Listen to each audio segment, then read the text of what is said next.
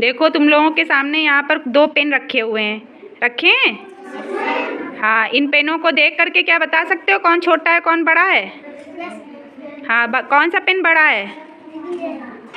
उस पेन का कलर कैसा है? रंग कौन सा है इसका?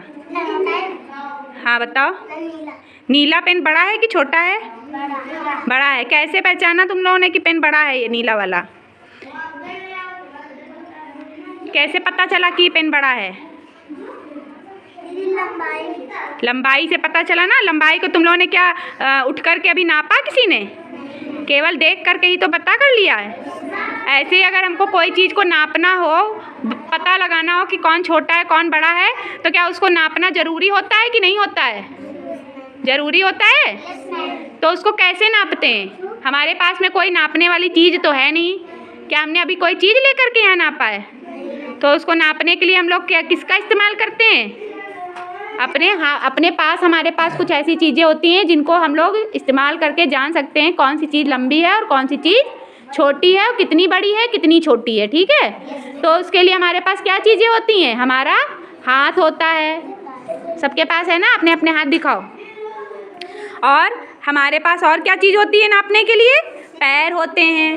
पैर होते हैं ना। तो हम लोग किसी चीज़ को नापने के लिए अपने हाथ का और अपने पैर का इस्तेमाल कर सकते हैं। कैसे करते हैं? जैसे मान लो ये पेन है, पेन छोटा है तो इसको हम लोग क्या अपने हाथ से नाप सकते हैं? कैसे नापेंगे? उंगली है ना, उंगली से नापेंगे। ऐसे करके हमने पेन उठाया और पेन को रखा। जैसे ये मान लो हमारे पास एक छड़ी है, ठीक है। इस छड़ी को पूनम छड़ी पकड़ो ज़रा। इस छड़ी को जैसे हमने मान लो अब हमको इस छड़ी को नापना है कि कितनी लंबी है, तो हम इसको कैसे नापेंगे? उंगली से नाप सकते हैं? नाप सकते हैं कि नहीं नाप सकते हैं? तो कैसे नापेंगे? पहले सबसे हम लोग इस पे उंगली अपनी रखेंगे ऐसे। कितनी उंगली हुई? एक। अब यहाँ से हमने इसको पकड़ लिया, पकड़ लो यहाँ से। अब इसके ऊपर से हम लोग फिर से दूसरी उंगली रखेंगे। 2। कितनी उंगली हुई? फिर ऊपर निशान लगा लिया। 3। फिर ऊपर निशान पकड़ लिया जहाँ हमारी उंगली आई है। फिर इसके ऊपर रखा 4। कितनी उंगली?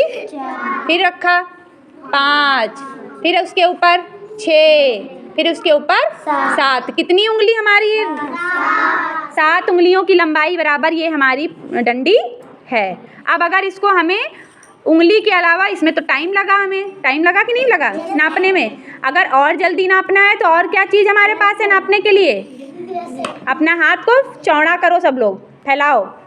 इस छोर से इस छोर तक की लंबाई से अगर हम नापेंगे तो हमको नापने में ज़्यादा समय लगेगा कि कम समय लगेगा? तो चलो पूनम इसको नाप के दिखाओ। 42। इसको क्या कहते हैं? 42। और इसको क्या कहते हैं? उंगली। तो चलो 42 से नापते हैं। 3 और पूरा 42 नहीं आ पा रहा, यानी कि आधा 42 है। तो कितने लंबाई है इसकी डंडी की 42 से? 3 और आधी। कितनी है? 3 और आधी, 3.5। कितनी है?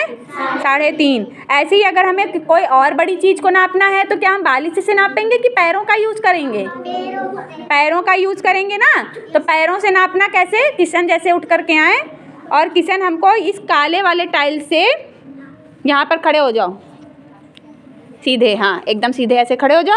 अब यहाँ से तुमको नापना है कि कितने कदम पर वो खंभा आता है। इस खंभे से नापना शुरू करो। रुको, इस खंभे से नापना शुरू करेंगे और देखेंगे उस खंभे तक कितने कदम है। नापना शुरू करो।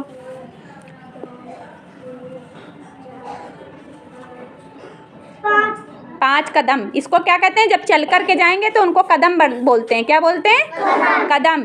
और अगर हम पैरों से केवल नापेंगे कितने पंजे हमारे पैरों के आ रहे हैं तो कैसे नापेंगे? ऐसे करके, एक ऐसे खड़े हुए और इसी के आगे से दूसरा पंजा रख लेंगे ऐसे 2।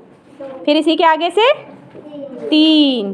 फिर इसी के आगे से 4। फिर इसी के आगे 5। फिर 6। गिनते जाओ।